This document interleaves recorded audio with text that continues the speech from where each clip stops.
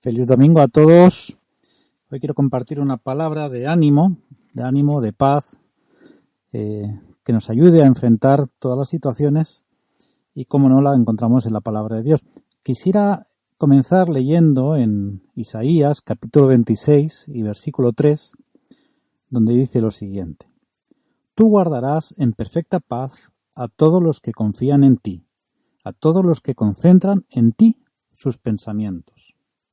Parece una frase de Jorge Bucay, pero no, aparece ya en el libro de Isaías, dichas por el profeta Isaías hace más de 3.000 años, o aproximadamente unos 3.000 años. Así que no hay nada nuevo inventado debajo del sol. Este texto es maravilloso, porque nos habla sobre cómo encontrar la paz en todo momento. ¿Pero quiénes? ¿Todos los que son cristianos? ¿Todos? No. Solo los que confían en Dios. Y sus pensamientos, además, están concentrados en Él. Vemos que hay 2, incluso 3 condiciones para encontrar esa perfecta paz, o estar guardado en la perfecta paz del Señor. Porque la realidad es que la gran mayoría de los cristianos suelen estar ansiosos, inquietos o temerosos frente a las incertidumbres de la vida. Esa es una realidad que lo podemos ver a nuestra izquierda y derecha. En estos días hemos visto por televisión como miles de coches se quedaron atascados en la nieve, por ahí por la zona de Madrid.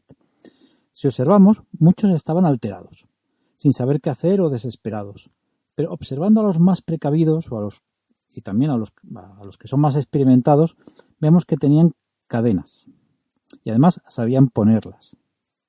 O también sabían que tienen un seguro que les proporcionaría una grúa y que los sacaría de allí.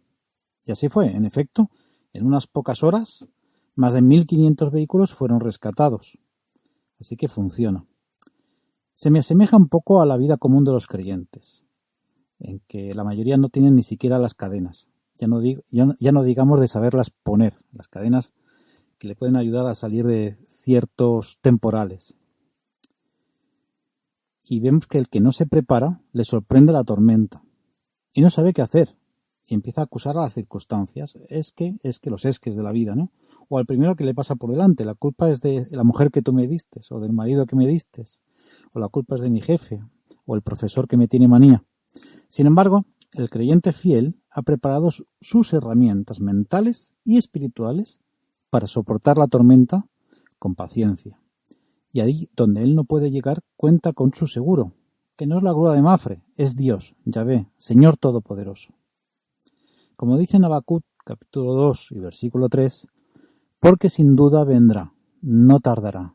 Es una hermosa promesa que muchas veces la hemos leído. Esa era una promesa cierta de Dios para Habacuc, y Habacuc le creyó. Así como nosotros le debemos de creer. El rescate de Dios para Habacuc y su pueblo tardó más de 60 años. Pero llegó, y llegó en su debido momento, cuando debía de llegar. Quizá para Habacuc hubiera querido que llegara antes, pero era el momento que Dios tenía que traer ese rescate.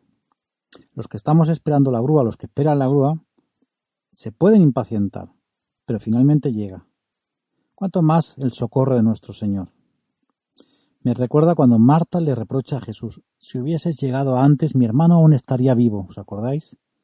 Y es que me imagino que Jesús, cuando anduvo por la tierra, su paso lento seguro que decepcionó a muchos, entre ellos sus amigos, como era Marta.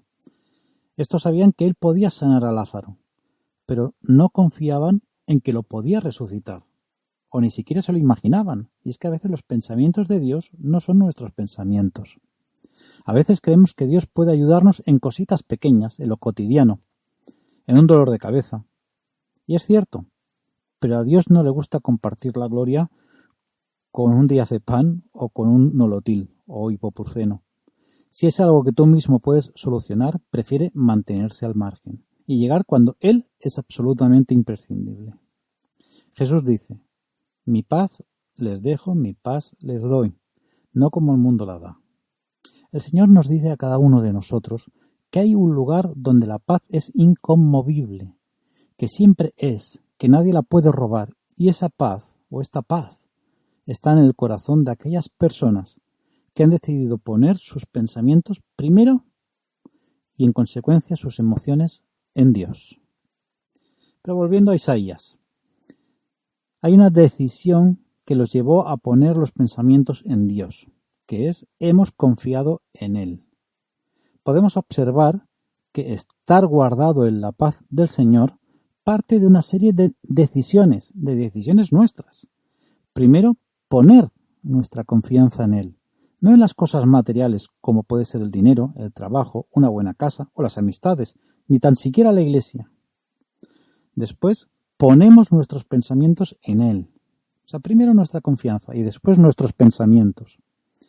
Y eso lleva a que, estando concentrados en Dios, nuestras emociones, que están sujetas a nuestros pensamientos, no nos traigan ni temor, ni angustia, ni desesperación, porque entonces es Dios quien trae la paz.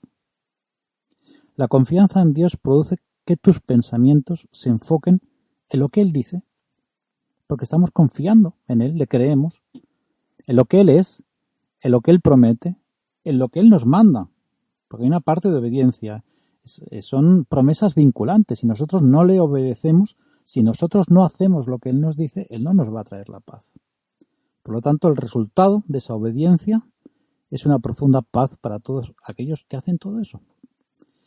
Me gustaría desafiarte y decirte: enfrenta el temor y vive en paz. Ojalá fuera así de fácil, ¿no? Pero vemos cómo la palabra de Dios nos da herramientas para ello. Y es claro, por ejemplo, si leemos el Salmo 18, en el versículo 28 dice: tú encenderás mi lámpara. Jehová mi Dios alumbrará mis tinieblas. Es como una declaración de fe. Y en el versículo 30 dice: en cuanto a Dios, perfecto es su camino, y acrisolada la palabra de Jehová, que es escudo a todos los que en Él esperan. Qué bonito, ¿no? Saber que estamos esperando en el Señor, pero no estamos esperando a ciegas, sino protegidos por la palabra de Dios, que es la Biblia. Cuando se lucha con temores, con preocupaciones, con ansiedades, el Señor nos enseña que, varias cosas, pero bueno, al menos vivir en paz tiene que ver, en buena parte, con el objeto donde yo concentro mis pensamientos, en donde se enfocan mis pensamientos. Si los problemas me distraen, estoy enfocando mis pensamientos en la distracción.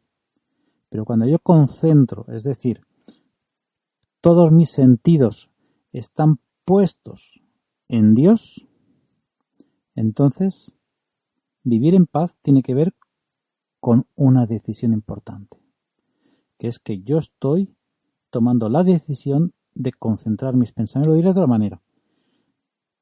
Vivir en paz tiene que ver con esa decisión importante.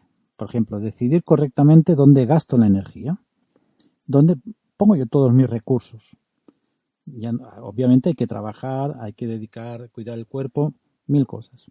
Pero estamos hablando de lo que nos produce la paz o de lo que nos la quita. ¿Dónde estoy yo concentrando mis energías? ¿En el problema o en el Dios que me puede sacar del problema? O que me puede dar paz en el problema. Que a veces nos olvidamos de eso, que el problema no va a desaparecer tan fácilmente, pero necesitamos de su paz, que nos produce paciencia a su vez durante el problema. El temor y la preocupación tienen su origen, como ya podéis imaginar, a veces en nuestro pasado. De ahí vienen muchas de las preocupaciones que tenemos. De hecho, los que practican el psicoanálisis creen o saben que parte de nuestra biografía de cómo somos tiene que ver con nuestra infancia. Aunque a veces yo discrepo bastante de muchos psicoanalistas. Pero desde luego tiene que ver con las preocupaciones que tenemos. Si tuvimos unos padres superprotectores, eso produce niños y por lo tanto adultos, si no han sabido solucionar ese problema, de adultos temerosos. O la ausencia de cariño paterno o materno, o incluso una religión de miedo, que nos hayamos criado en un entorno de culpa, de miedo, apocalíptico. Eso puede marcar decididamente nuestro carácter y cómo enfocamos las cosas, ¿no? Y cómo enfocamos las tempestades. Y también la forma en que vemos el futuro, no solo el futuro lejano, sino también inmediato. Lo vemos siempre desde el prisma de lo que hemos vivido y nos han enseñado. Eso es así. entonces enfocar mis pensamientos en desafíos que nos intimidan, en cosas negativas que alguien nos ha dicho, en episodios negativos de mi pasado, pues nos produce vivir en temor. Pensar y sentir temor por posibles o supuestos problemas que vamos a enfrentar en el futuro. A eso se le llama normalmente ansiedad. O sea, es preocuparse de lo que todavía no ha sucedido y puede ser que ni siquiera suceda. Quizá también vivimos en temor cuando ponemos nuestra atención mental y espiritual fuera de lo que Dios es, lo que Dios dice, lo que Dios ha hecho y lo que Él dice que yo puedo hacer en Él. Así que a los que escogen mirar a Dios, encontraron la clave para vivir libres del temor y de la preocupación. Podríamos resumirla en una frase.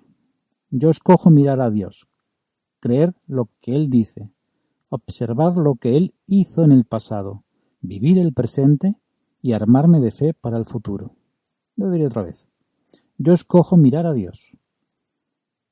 O sea, concentrar mis pensamientos en Dios, creer lo que Él dice en su palabra, observar lo que Él hizo en el pasado, no tan solo en mí, sino en otros.